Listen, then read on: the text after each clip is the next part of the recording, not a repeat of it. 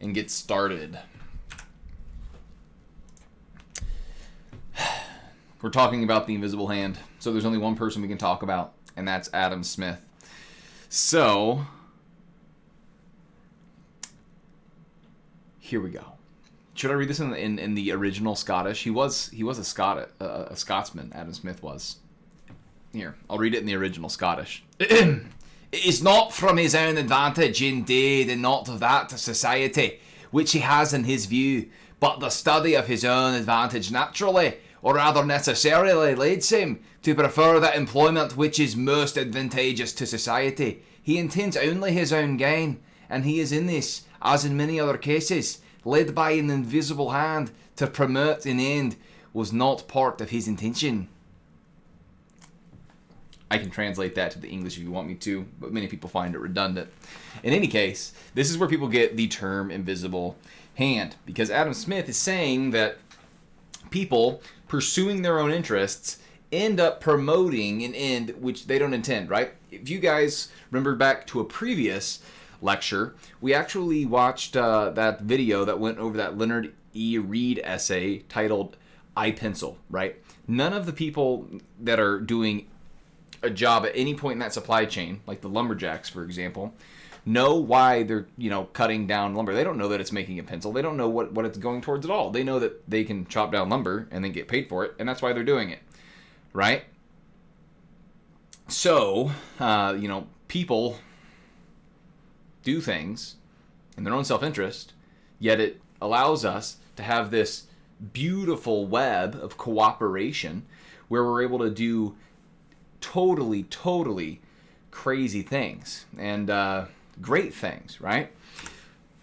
So it refers to, people working together, and they work together because they have prices in front of us, right? The lumberjack, they see that the price of their labor, that entices them to go and be a lumberjack, right? So prices are information and their motivation, right? We talked about that when we talked about supply and demand. And it's cool because, I kind of talked about how sellers, they would love to charge $1 million for everything they sell, and buyers would love to get everything for free. So how in the world are we able to cooperate? It's because of prices, right? Because of the competition among buyers and the competition among sellers, we end up getting to an equilibrium, and we have people that want totally opposite things, right, working together. Because I would love to have what you have without having to give up anything, and you would love to have what I have without giving up anything, but because we have prices, we can cooperate, and we can come to an agreement with one another. This is, when we talk about, Darth is right, when we talk about markets, and how I said earlier that competition is the self-regulator, the invisible hand is both the regulator, right, and that prices will direct us to doing what we need to do, right? If a price gets too high, it'll attract some people that want to sell it at a high price, and then as more and more people come in to sell, then that will lower the price, right? Because we know from a previous lecture that when more people selling an item enter a market, right, that will increase supply. We know that when supply increases, that leads to a decrease in price, right? That's why we said during natural disasters, we need prices to go up, because that means, sure, they're going to go up now, but that will entice suppliers to come in, which will then bring back down the price. If we don't let prices go up, then those supplies never come in because the suppliers are never enticed to come in, okay? Let's go ahead and go on to the next slide. It wouldn't be one of my lectures if I didn't show a John Stossel video. So before I play this, I'm going to look at chat real quick. Make sure we're good to go. Yeah, Darth is absolutely right? I mean, the prices of stocks are based on what people think the price is going to be, right? One of the things that we talked about in regards to what can affect supply and demand, one of those is the expectations of sellers and consumers, right? And when suppliers, people that have something and they're trying to sell it, think that the price is going to go up, they decrease their supply and they hold back, right? Which increases price in of itself. Consumers, they think the same thing, right? If price is going to go up, they want to buy it now, which then increases demand, increases price, and that's where we get bubbles in the stock market, where everyone is just like, oh my gosh, I want it because the price is going to get higher. So they buy it because they think it's going to go higher, and then they can just resell it. And eventually everyone's buying it, and it gets to what we call the greater fool theory. That, I'll be able to buy it but sell it to someone else before it crashes in price. I'm sure some people are able to do that, but some people I talked about Bitcoin in class. I don't think I talked about it in the supply and demand lecture, but there were people that were buying, Bitcoin when it was $10,000, and they're like, "Oh yeah, it's going up in price," and it did. It didn't go up to 18, but there were still people buying it at $18,000 before it crashed back down, and people lost a lot of money. A lot of people gained money, but a lot of people lost a lot of money. Anyways, let's watch this video on how prices how prices direct goods to where they need to be. We have all these products at a supermarket is that greed inspires millions of people all over the world to work together. Take this steak. How did this get here? I wish I could have a mustache like him. I just am not confident Sunrise, enough. Manning, Iowa. At the Weiss farm, David Weiss is saddling up for another 14-hour workday. It's longer during calving season. There's so much work for the ranchers. Fixing fences, digging ditches, feeding the cows, harvesting hay. Why do they work so hard to get their beef to people like me in New York? Do you think it's because they love people in New York? No, they love themselves. And by promoting their own self-interest, they make sure New Yorkers have beef. Walter It's not Williams is one of because my they favorite care about economists. New Yorkers, they care about themselves. The Weisses are only the first of a series of people who, by caring about themselves, make sure I get my steak. There's Virgil Rasanke, who delivers the propane that heats the cattle's water. They've got to drink water, and they can't drink frozen water. Wanda Nelson keeps the packing house clean. To make sure the plant is sanitized before we start production. Then there are the people who slaughter the cattle, who cut the beef, the people who make their knives, their overalls, their protective gear, and the people who make the plastic that seals the meat, and the machines that do the sealing, and the people who pack the meat in boxes, and the people who make the boxes and inspect There's the so boxes. much going on, right? Check the boxes and make sure they don't get bad boxes. Then there are the people who run the freezer facilities, the people who track orders by barcode, the people who make the barcode machines, and the truck driver, Randall Gilbert, who's hauling my steak to New York. Oh, thanks, Randall. Thousands of people have to work together to get the food to market. Are they doing all this for me? No, I don't think of it that way. No. I think about making boxes and money. Who's John Stossel? I'm no one to Virgil Rasanke. I never heard of him. Virgil and all these other people don't really care if some TV correspondent gets his steak, yet they cooperate to make it happen, motivated by self-interest. Is that greed? We're in a business just like everybody else, to make money. Provide for my 3 boys, my wife. Buys you a house, buys you really nice vehicles. In a free market, you get more for yourself by serving your fellow man. You don't have to care about him, just serve him. And ask yourself, how much would get done if it all depended on human love and kindness? I feel sorry for New Yorkers in terms of beef. If it all depended on human love and kindness, I doubt whether you would have one cow in New York. Probably right. And even if we don't like to admit it, self-interest, directed by the invisible hand of market prices, explains why steak gets to New Yorkers and why products arrive at your local supermarket in just the right quantities. Some 230 years ago, Adam Smith, a father We of read that guy. economics, pointed out that the invisible hand caused self-interested individuals to cooperate with others.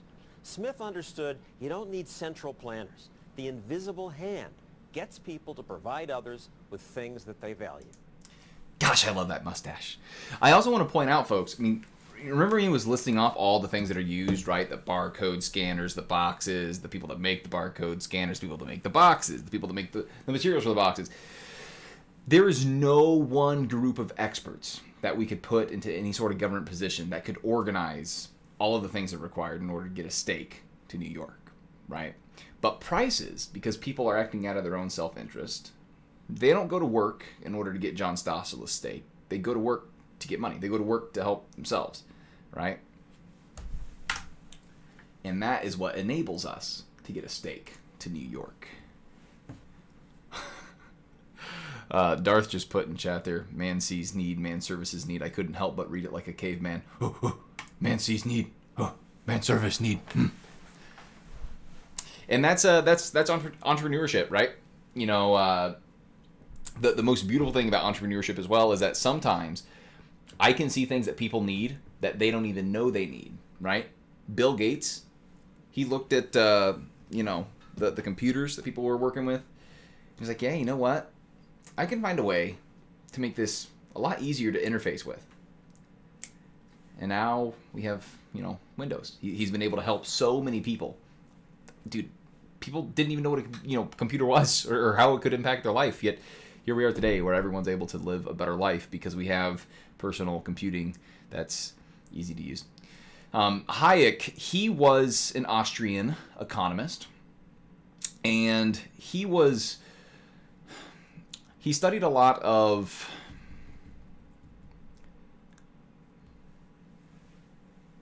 I want to say that his Nobel Prize was related to his ideas on the business cycle theory. I'm not sure. I can't remember.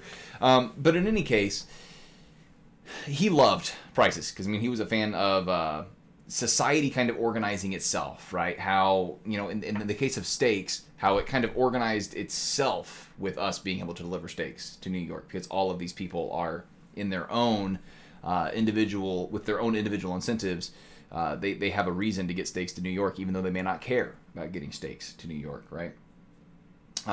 He had a quote in which he was talking about the price system that we use, right? Because the thing is, no one in person was like, you know what we should use this thing called a price, and people will pay that and exchange it for goods. He wrote, I am convinced, of course, he was an Austrian. I could put on, a German, like an aristocrat German accent, but I won't. Okay. I am convinced that if it were the result of deliberate human design, right? If we tried to make it, and if the people guided by the price changes understood that their decisions have significance far beyond their immediate aim, this mechanism would have been acclaimed as one of the greatest triumphs of the humankind. Emphasis there on would have, right? Guys, the price system enables us to all cooperate with people that we don't know, with people that we don't know exist, and with people that we may not even like. It enables us to cooperate with them to serve a purpose that we don't even know as well. So how are we able to get all of this done without anyone organizing it? It's because of prices. Okay, and his point here is that if we would have designed it, it would have been the greatest thing that we designed. But the thing is, no one person designed it. Okay, we kind of evolved into having this way in which we exchange things and organize things. It's amazing. You see, guys, prices are sacred, okay? Because they're information, they're incentives, and they're true information, right? We don't have to know the why, right? If we see the price of gasoline go up, I don't have to know why gasoline went up. I just know now that it's more scarce, and I need to treat it like it's more scarce, right? I'm going to treat a roll of toilet paper, like it's more scarce if it's the last roll of toilet paper that I have in the house, right? I'm going to use that roll of toilet paper very, very different than I would use my first roll of toilet paper when I get back from the store, okay? So, prices are important, and we have to make sure they reflect reality. And most of the time, that's going to come from us using market prices, right? Not trying to distort anything, right? If we don't like a price, then we have to do something to actually change the supply and demand, right, as individuals, not by just saying, all right, let's have the government enforce a price that has to be here, because that doesn't change any of what the price is trying to tell us, okay? So no one person is able to provide as such complex, dispersed, and constantly changing information except price, okay? Because price, it's always, the price of something is always changing, which then means it's giving us new incentives, right? And the thing is, it's telling us a complex story, but we don't have to know the complexities. All we have to do is see this number that can move up and down, and we know how to act and react, and we know whether or not things are getting more scarce or less scarce. Prices, guys, they're information. They're signals, right? They're signals that are always on, and they're always telling us different things. A person in chat here, that is Mr. Walrus. Walrus, I think you were in here from back in the days when I played the video games on stream. Anyways, it's good to see you in here. Are the prices fair, though? What is a fair price? Oh, man. We could go into that forever, right? What is fair, to define that, all right? And then do workers get what they deserve for the work done? Oof. And we got to say, prices they reflect your productivity, right? If I'm making $10 an hour, I know that if I'm not going anywhere else and getting paid more than $10 an hour, then my labor is worth $10 an hour. Otherwise, I would go somewhere and earn more money, right? So in that case, that's why I would say if you're whatever wage you're earning, if you can't go anywhere else and earn any more money, then your wage is fair. And you got to wonder then, oh, it's just my boss keeping me down. But surely, if you're producing $11 worth of work and your boss is only paying you 10, surely there's someone else out there that you can say, hey, right now I'm getting paid $10 at my current job. Can I go work for you for $10.25 and I'll produce $11 worth of labor for you? Anyways, let's go ahead and go on. And this is why we have to be reminded that value is subjective, right? Subjective, yeah? So the value of my labor isn't determined by how much time I put in, it's how productive I am, right? I could go and dig a hole outside. That wouldn't be very productive, but I would have been, digging a hole. I would have been laboring, right? So it's not from labor that value happens, it's from productivity, okay? So when we're talking about prices, one cool thing about prices is that they indicate how much we want an item, okay? The more you're willing to pay on something, the more you're willing to pay for something, that kind of demonstrates how much you want it. And this is one of my favorite examples because people all the time complain about in video games microtransactions, right?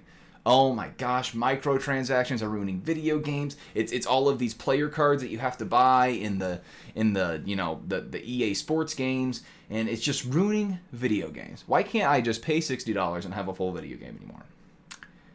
Gamers complain about this, but you also know what gamers do? Gamers buy microtransactions. They eat it up. Right? Guys, microtransactions wouldn't exist if people didn't want them, right? Why do cigarettes exist? Because people want them, right? So the trick is then, it's not about just removing those things, because even we look at things that are, straight up banned, like drugs.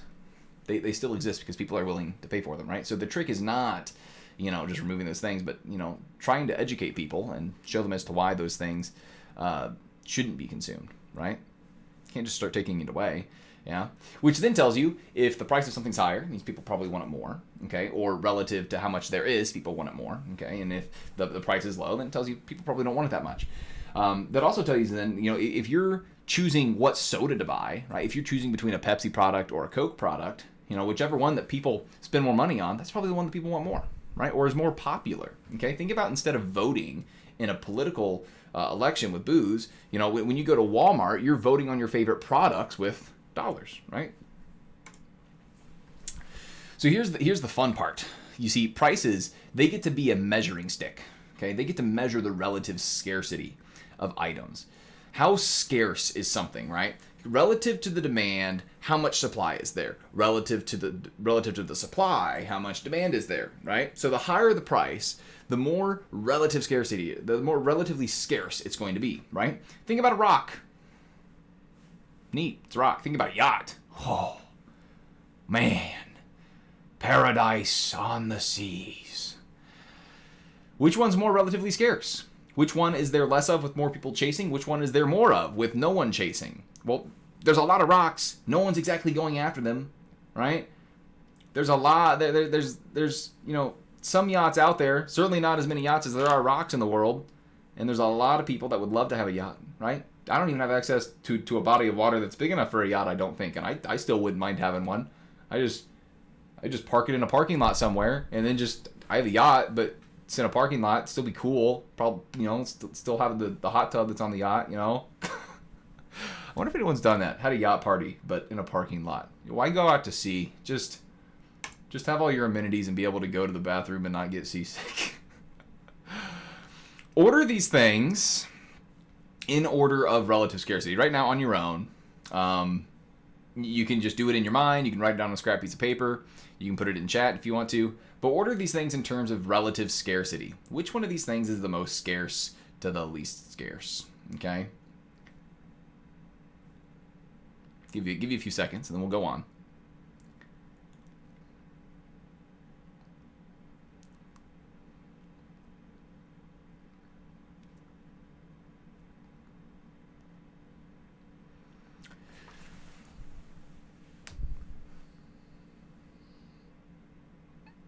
Wait, I just read your message, Darth, there was a Zoom pharmaceutical company that also increased in value because people were buying that instead of the software. That's hilarious. That's hilarious. They have an oligopoly over the market, so they can choose how many homes are built in a given year. And yeah, that can definitely be the case in some areas. I don't know if that's the case in every area as far as property is concerned. But that can definitely happen, right? We'll talk about competition later. But yeah, if there's an oligopoly, that can certainly be a hindrance to competition. And Darth, I forgot that you're in the UK, right? If you're in the UK, you look at the amount of land that's in the UK and you compare that to the amount of land that's in the United States, I can definitely see how it'd be more of an oligopoly over there in the UK, as in the United States, we have a lot of land, so it'd be harder for someone to do that. Anyways. Before we go on, I just will say, Darth, planning permissions, I'm assuming you mean like licenses from the government in order to do that. All right, so you've ordered these. This is what you should have, right? And this is kind of common sense, right? Of course, the mansion's going to be the most scarce thing. How do we know this? Oh, it's the highest price. Well, what's the next highest price? The Tesla Roadster. Oh, man, what I would give for a Tesla. I've never cared about having a fancy car until Teslas came out. And now I'm like, man, yeah, it wouldn't be too bad. Anyways, the laptop is the next, right? Because that's the next highest costing thing. Then the steak dinner for two would be the next most scarce, right? Because it's the next highest item in price. And then, of course, the Snickers, which is the lowest item in price, right? We're able to tell which one of these things is relatively more scarce than the other because of prices, right? See, prices, they're a measuring stick. In the same way that we measure a distance with feet and inches, or for those of you that are across the pond in meters, we measure prices in dollars. We measure prices in euros. We measure prices in pounds. We measure prices in whatever currency, right? Prices allow us to measure the relative scarcity. And if you're in the United States, yeah, we use dollars and cents, right? So Fahrenheit or Celsius, those measure heat. Well, prices, they measure relative scarcity. So one would argue, Darth, and we can get into this later after the lecture, that if it weren't for those planning permissions, it may be way more competitive, but those planning permissions are a way that those oligopolists that you're talking about are able to keep their oligopoly because they have the government enabling them to do so. Anyways, you see, prices, though, they measure relative scarcity, right? A lot of people look at something like, oh, Michael Jordan, he made a lot of money. I guess, but he's just the best. He's more valuable than a teacher. No. It means he's more relatively scarce, right? Look at all of the demand that there is for a skill set like Michael Jordan, right? Kobe. I just say that because they're the only two, basketball players that I know, right? Because they're good. I mean, they're so good that people don't even follow sports know how good they are, right? They don't measure their value. They don't measure their worth. It measures their relative scarcity, right? It measures their scarcity, right? There's not that many people that are as good as they are, okay? There's not that many people that are as good as they are, right? However, you look at me, I'm a teacher. I would consider what I do pretty valuable, right? I would say that I have some moral worth, some social value to society. Yet, what I do is not relatively scarce, right? There are so many people graduating every year with a 4-year degree. There are so many people that would love to have the ability to go in and talk with kids all day and hang out and have fun, right? What I do is not scarce, especially when you compare it to someone with the sheer athleticism of a basketball player in the NBA, right? They are so much more scarce than a teacher is, and that's why they have the salary they do. I have the salary I do, right?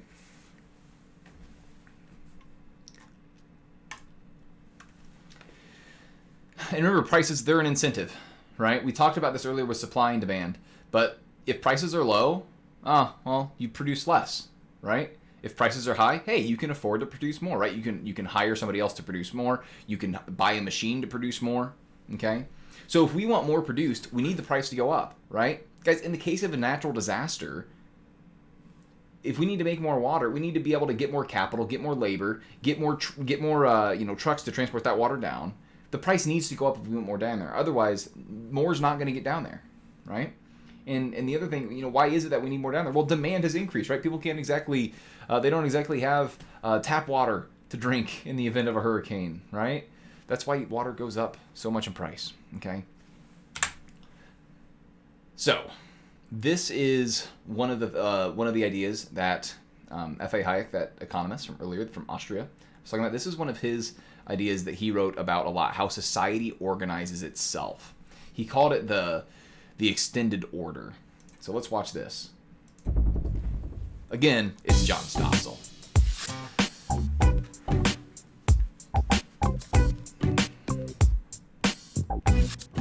The good guy replaces the bad president, and he just calls in an accountant, and they sit down and balance the budget and get everybody a job. I forgot that I was hired to do a job for you. If the president were a good man, he'd get everybody a job. I saw it in the movie. Welcome, Bill. Create more and better jobs. That pay well and can't be outsourced. But presidents don't create jobs. That dude with the robot arms, he looked like something out of Terminator. Entrepreneurs do, often without any government involvement, without politicians ordering anyone about. In fact, most of life works best when you are in charge. Here's a thought experiment. Consider a skating rink. Imagine telling someone who'd never been to a skating rink that you were going to let people strap blades to their feet and then let all of them, old people, young people, good skaters, bad skaters, speed around a rink.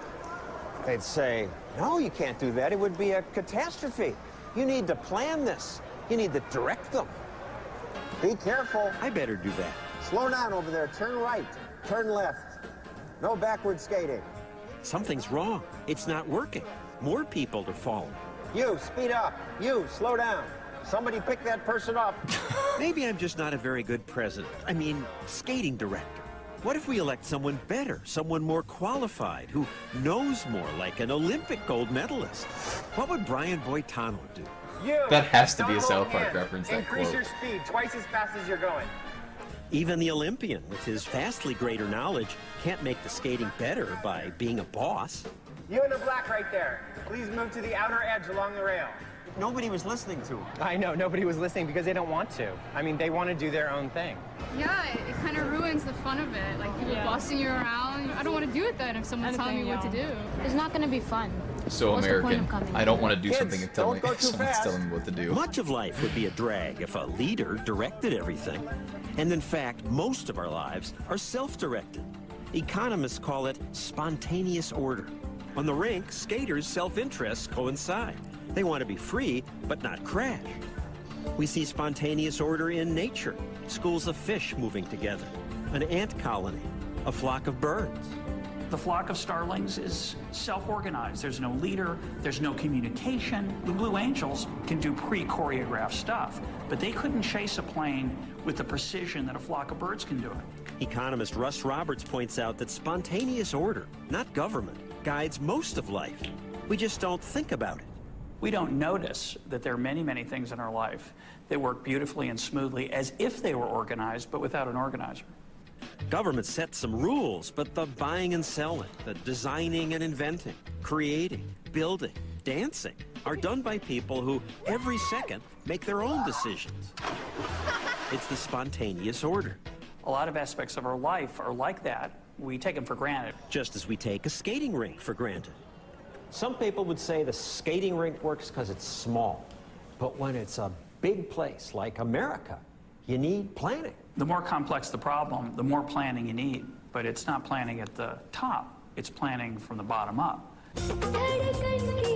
That's how we got language. 기쁨의 겨워. Gentili telespettatori, buongiorno. It's varied and useful and beautiful. Au cœur de la crise, un document réalisé. No one sat around and was like, dude, let's we make need some a words. better universal language. Until this happened. Esperanto. William Shatner then made this movie in Esperanto. But centrally planned language died as quickly as the movie. Communism lasted longer, but its central planning doomed it because planners never could anticipate the myriad wants of different people.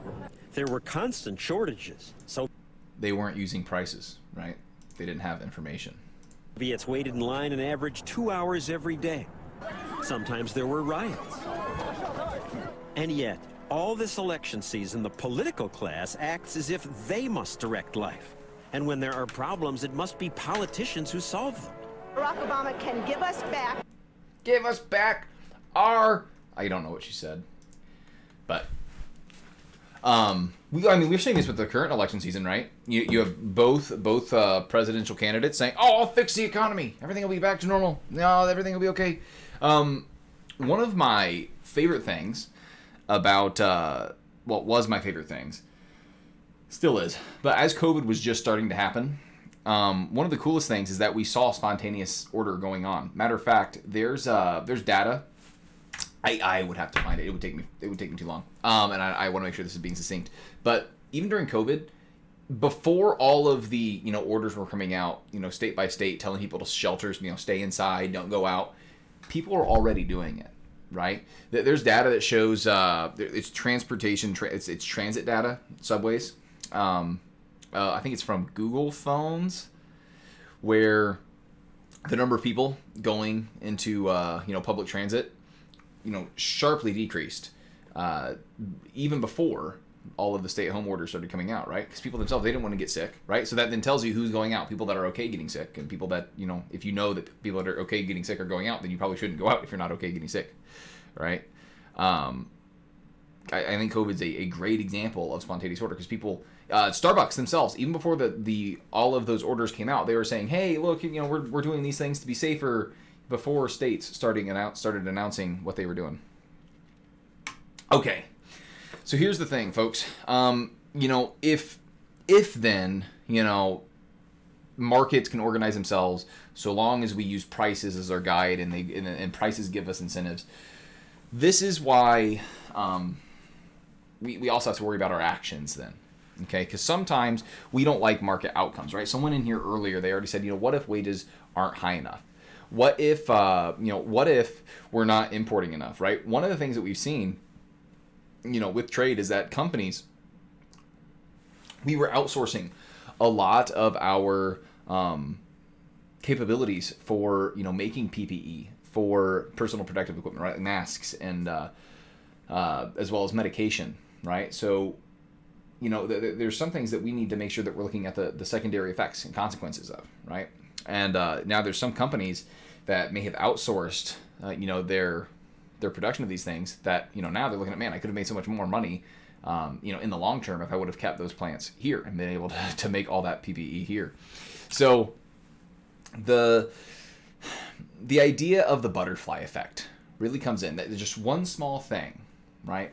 A butterfly flapping its wings in South America can cause a hurricane to arise somewhere else in the world. That's the idea of the butterfly effect. Or you'll hear it often in time travel fiction, where people will go back in time and they'll step on a butterfly, and then that causes Hitler to never have been born. Or it causes Hitler to be a mecha Hitler, where he takes over the world and everything's horrible. I don't know. My point is, small change, big change later on. Okay? Henry Hazlitt writes, a person must trace not merely the immediate results, but the results in the long run. Not merely the primary consequences, but the secondary consequences. And not merely the effects on some special group, but the effects on everyone, right? It's not us just looking at one thing, right? I've talked about our boy Bastiat before, right? He says that a good economist, or a great economist, doesn't just think about the primary effects, but also the secondary ones, okay? Because, guys, oftentimes those secondary consequences, there's going to be way more of those than there are going to be just the primary consequence that we're, of the action that we're taking, right? So let's say that, let's just, we need money for the government. So, only rich people buy yachts. So let's just put a 200% excise tax on the yachts, right? Because screw the rich people. Screw them. Right? So if we put an excise tax on something, remember back, okay, excise tax, what's that going to do to supply? Well, if it's an excise tax on it, that means it costs them 200% more to make it, right? So if it costs them more to make it, what happens to supply? Well, supply is all about cost, right? So if it costs us more to make it, that's going to decrease supply, right? Okay, so what happened to the price of yachts? Oh, it went up. Well, a lot of that is just because, the manufacturers now have to cover the price that they have to pay the government in order to make them. But also notice, folks, quantity is decreasing. So they're selling less yachts, which means they're, making less yachts. I would hate to be a person that makes yachts. In any case, let's think about the effect on luxury cars. If I'm a rich person, I can either buy a yacht or if yachts get more expensive, what am I going to buy? Luxury cars, right? So the demand for luxury cars increases. So look at that. We have made it so people don't buy yachts anymore. Now they're buying luxury cars. You know, we've helped out the luxury car market because the luxury car market, now the prices are higher of these luxury cars, and the quantity of them went up, right? So hey, we just actually helped out the luxury car market. Maybe some of the luxury car manufacturers were trying to lobby the politicians to pass this legislation. But in any case, this is a secondary thing. We didn't, maybe the politicians didn't even know about this, right? Let's think about boat marinas. People that the place where people can park, dock their boats. Okay, what happens to the the demand for them? Well, if people don't really have any more yachts, well, we'll see that demand decreases. And look at that, the price went down. Man, a person that works in a marina now is probably going to have their wages cut, or they may even lose their job in general. Oh, I may have spoke too soon. Spoilers, sorry, but I got to hire people to work on my yacht, right? So if people aren't buying yachts anymore, what happens to the demand for yacht workers? Well, if people don't have more yachts, then we don't need more yacht workers, so demand decreases. So we've actually, decreased the price, the wages of people that work on yachts. Sorry, dude. Okay. Let's be more realistic, right? Because over the past year, 2 years, whenever the trade war started, our president, Trump, he placed a tariff on foreign steel because reasons that we'll talk about here in a second that we're going to see. So what happens? We put a tariff on foreign steel, meaning that steel in general, what happens to the price of it? Well, if we put a tariff on foreign steel, that means we're importing less steel, right? Supply decreases. Oh, foreign steel costs more. Huh. Foreign steel costs more, right? The price went up. Okay, so what about steel produced in the U.S.? What happens in this market? Well, think about it. These are substitutes, right? I can either buy foreign steel or I can buy domestic steel. So if foreign steel is more expensive, what happens to my demand for domestic steel? Well, if the foreign stuff is more expensive, my demand increases. And guys, wouldn't you notice, hey, look at that. Look what happened to the price of domestic steel. Can you see now why the president may have placed this tariff? Yeah. I mean, if you're a person that makes steel in the United States, you are helped from this, right? Because if they're able to sell steel for more, people that make steel, they're going to be earning more, right? And that's exactly right. This is what we call protectionism, right? Because we have to, the idea is that they're protecting the U.S. steel industry by keeping out the cheaper foreign steel. We've talked about why trade is beneficial in previous lectures. But people, they really worry only about jobs, right? They don't really worry about productive jobs. In any case, steel is now more expensive in the United States, right? Because the foreign steel is more expensive, the U.S. steel is more expensive. So is there anything else that's going to be happening? Well, what about automobiles? Those use steel, right? So what happens in the market for automobiles? Okay. What happens in the market for automobiles? Well, if steel's more expensive, steel is an input for automobiles, which then means that we will see a decrease in supply, right? Costs are going up, so supply is going to decrease. Yeah, so now what happened to the price of cars? Well, cars are more expensive, but are they more expensive because, they're better cars? No, they're more expensive just because they can't afford to make as many because steel's more expensive now, right? So it's not like the car manufacturers, they're happy. Matter of fact, they're making less cars. Ugh. Wait a minute. They're making less cars. What happens to the demand for auto workers? If we're making less cars, do we need as many auto workers? Oh, yeah, there's going to be a decrease in demand. So now we have a bunch of auto workers that are either getting fired, or maybe they're having their wages cut, or maybe there's raises that they would have gotten that, now they're not getting those wages. Wait a minute. Wait. Wasn't there something that happened in the Midwest? Wasn't there a auto manufacturer that had like a many week long strike with their employees because the employees felt like they weren't being paid enough? Oh yes, GM. Yeah, those guys. Yeah, They were on strike because of the lower wages, right? So guys, let's think about this, right? So we lost auto workers. Why did that happen? Because we were so concerned about protecting the jobs of people that make steel. So sure, we saved jobs, or we even may have created more jobs in the steel industry. But the truth is, guys, whenever we are, using the government to, whether it's through tariffs or if we're, taking taxes in order for the government to make things, and the government's providing jobs, it's really not providing jobs. It's just moving stuff around, right? It's taking, it's taking jobs from the auto industry and putting them into the steel industry, right? It's just now that we have less cars. Yay.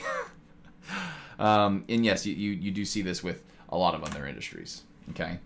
So these are distortions, right? Because this is resulting because we are artificially changing the price, right? That's what a tariff does. We have artificially changed the price to be higher, right? In the same way, we can artificially change the price because of a price floor and a price ceiling, right? We've already talked about these with supply and demand, but just to review, a price floor is a minimum price. The price cannot go below the floor, and a price ceiling is a maximum price. A price can't go above the ceiling. So this price floor here, you'll notice, here's equilibrium, here's the quantity supplied, here's the quantity demanded. We, normally, what we call this, right, supply is greater than demand, we call that a surplus. Normally in a surplus, we put things, on the clearance rack, we sell them for cheap to the surplus store. That way we can just get rid of them, and we can lower the quantity that we have and decrease the price, and consumers will buy more, and we get to equilibrium, right? But, with a price floor, we can't remove this surplus, right? And we talked about how this is done with the minimum wage, right? How, normally, with, when prices are too high, then people offer lower prices and we remove the surplus. But in the case of minimum wage, people can't afford to work for less because it'd be illegal, right? They'd be getting paid under the table, and this ends up causing, unemployment. We call a surplus of labor unemployment. There were car plants, there were 3 that shut down, Darth. I can't remember where they were. And then we have the opposite, a price ceiling, where people complain that the price is too high, right? Because the equilibrium price is up here. But because of the price ceiling, the government has said, no, you're not allowed to charge over this amount. So let's look at what this causes. Well, at this price, the quantity demanded is here. The quantity supplied is here. So the quantity demanded is larger than the quantity supplied. We call this a shortage. And normally during a shortage, suppliers are able to raise their price. And because they're raising their price, they can afford to produce more. And then we have more supplied. But in this case, if we're going from, the rent being $1,000 to the rent being $750, well, now, as people start moving out and the landlords can't afford to perform the repairs that are required for the upkeep in order for people to move in, then they're going to be supplying less and less until eventually we get to this quantity supplied where we now have less apartments available, right? Okay, so what do we learn? Well, they aren't changing supply and demand, okay? They don't change the relative scarcity of the product, right? Supply is not changing, demand is not changing. All we're doing is we're drawing a line where the new price is. You guys notice here, supply hasn't changed. We haven't changed demand. We haven't changed the relative scarcity. All we've done is we've taken the information, the price that used to tell us that relative scarcity, that would enable us to have incentives to act on, and we've changed it to something else, right? We've masked it. We've distorted the incentives that used to be there, okay? So in the case of a price floor, this has caused us to supply more, right? People, are now wanting to work that otherwise wouldn't work, or people are trying to, or in the other case, people are buying less of that particular labor than they otherwise would, and this is causing an over-allocation in labor in that case, or in the case of a price ceiling, when we're talking about rent control, that causes a under-allocation where people aren't supplying enough, right? So these are then arbitrarily choosing, how to distribute things, right? In the case of, the rent ceiling, that's going to be people that are, on the top of the list to get into the rent-controlled apartment get it, instead of those that are willing to, those that value the most, right? Those that are willing to pay the most. And in the other case of minimum wage, it's not those, necessarily getting the job because they're, competitive and willing to sell their labor for the least. Instead, it's going to those that just have the most experience and are working that wage, right? It's not a market that enables people to compete and both from the consumer side and the supplier side, right? But they are fun politics, right? And this rent control video. Now, I will say, I particularly hate Prager videos. They are so incredibly biased towards the conservative side, and it's so annoying. But this one's good. Okay, so I know Prager's not my favorite, and I'd rather not show their video, but this is a good video that demonstrates rent control. So we'll have a look at it. Actually, is this going to get... it's probably going to get flagged. Oh, well. If this gets flagged, it's just what we already talked about, but it describes it in good detail. No hot button issue hotter than rent control. Even the most courageous... Also, they say there's no hot button, topic that's more of a hot button issue than rent control. Dude. I can think of on one hand 5 things. I can think of 5 things that are more of a hot button issue, right? Than rent control. For example, most students don't know that rent control is a thing because, well, it's only in big cities, right? Whereas something like there's literally why people are burning down buildings. I feel like that's more of a hot button issue right now than rent control is. Asia's politician quakes at the idea of opposing it. For starters, no one likes landlords.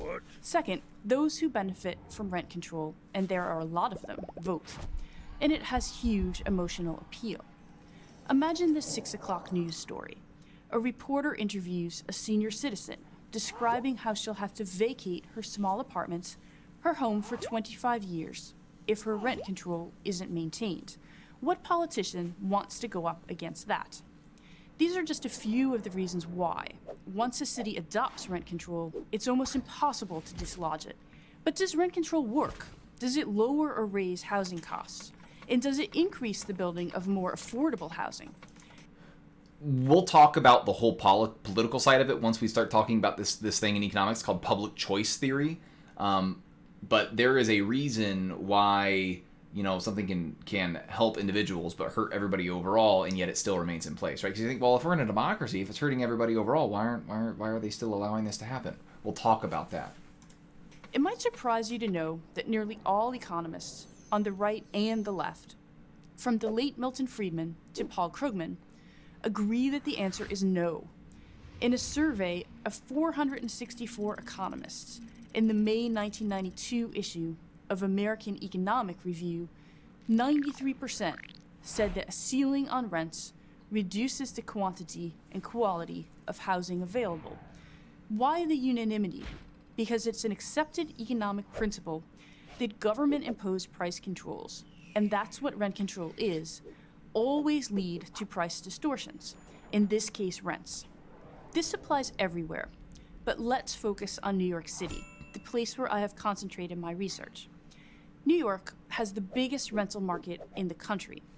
Of the city's 8.2 million residents, 5.5 million rent. And these 5.5 million renters live in about 2.2 million apartments or rented houses.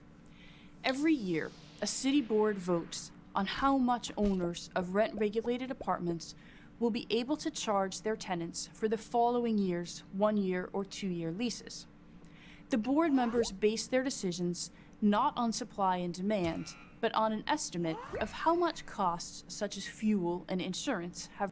Right, so they don't base it based on the market price, the equilibrium price that's created by supply and demand. They base it on some other things like cost of living. Risen. And of course, how much of an increase voters will tolerate. And how much can they increase it without getting kicked out of office? Think about what this means. The longer you stay in your apartment, the more you benefit from below market rents. Or to put it another way, why would you ever leave your rent-controlled apartment?